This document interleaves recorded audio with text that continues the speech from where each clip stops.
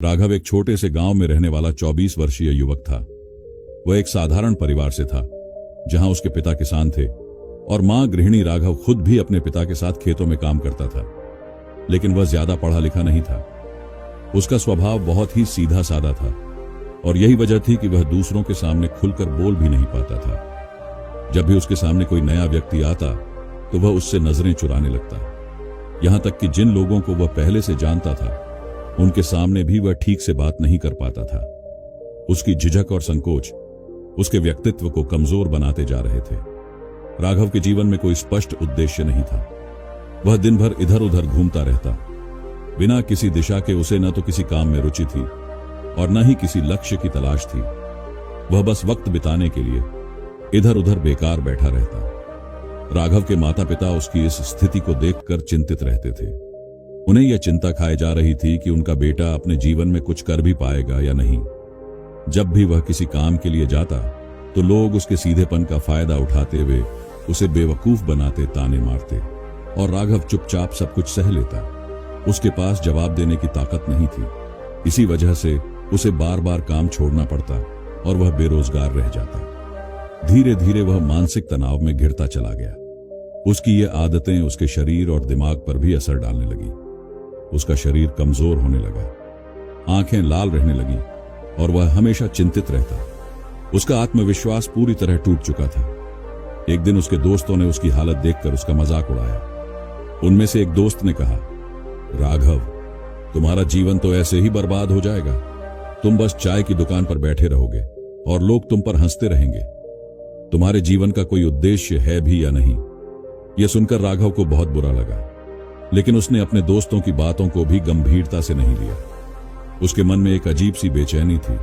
वह खुद को कोसता रहता और सोचता कि उसकी जिंदगी में ऐसा क्या है जो उसे बाकी लोगों से अलग बनाता है। एक दिन उसके पिता ने उसे डांटते हुए कहा, राघव, तुम दूसरों की जिंदगी में ताका झांकी करना बंद करो और अपने जीवन पर ध्यान दो। जो लोग मेहनत करते हैं उन्हें अपने भविष्य की चिंता नहीं होती, लेकिन तुम हमेशा दूसरों के भरोसे बैठे रहते हो। अगर तुम मेहनत नहीं करोगे तो तुम्हारी जिंदगी ऐसे ही बर्बाद हो जाएगी। पिता की डांट सुनकर राघव अत्यधिक क्रोधित हो गया। वह बिना कुछ कहे घर से बाहर निकल गया। शाम हो चुकी थी, लेकिन वह अब तक घर नहीं लौटा था। उसके माता पिता चिंतित हो गए। राघव गुस्से और निराशा में भागते भागते एक पहाड़ी की चोटी पर जा पहुंचा।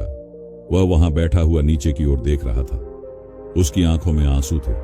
उसने ईश्वर से कहा, हे भगवान, आपने मुझे ऐसा क्यों बनाया? लोग मेरा मजाक उड़ाते हैं। जब मैं किसी से बात करता हूं तो वे मुझे नीचा दिखाते हैं। मेरी बात का कोई मूल्य नहीं है, तो फिर मैं इस जीवन को जीकर क्या करूंगा? इतना कहने के बाद उसने कूदने की तैयारी की, लेकिन अचानक उसका पैर फिसल गया। वह ढलान से लुढ़कता हुआ नीचे जा गिरा। उसके सिर और पैरों में गहरी चोटें आईं। वह कराहते हुए जमीन पर पड़ा था। तभी उसने देखा कि एक महात्मा उसकी ओर आ रहे थे। वे जंगल में एकांतवास करते थे। उन्होंने राघव को उठाया और उसकी चोटों को देखा। महात्मा ने कहा, बेटा, यह चोट तुम्हें कुछ सिखाने के लिए लगी है। क्या तुम जानना चाहोगे? राघव ने मुश्किल से सिर हिलाया। उसकी आंखों में पश्चाताप और असमंजस के भाव थे।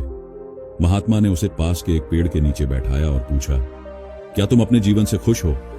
राघव ने सिर झुका लिया। महात्मा ने कहा, बेटा, यह जीवन अनमोल है, इसे यूं व्यर्थ मत करो। लेकिन अगर तुम अपनी समस्याओं का समाधान चाहते हो तो तुम्हें अपनी कहानी मुझे बतानी होगी। राघव ने अपने दिल की सारी बातें महात्मा को बता दी।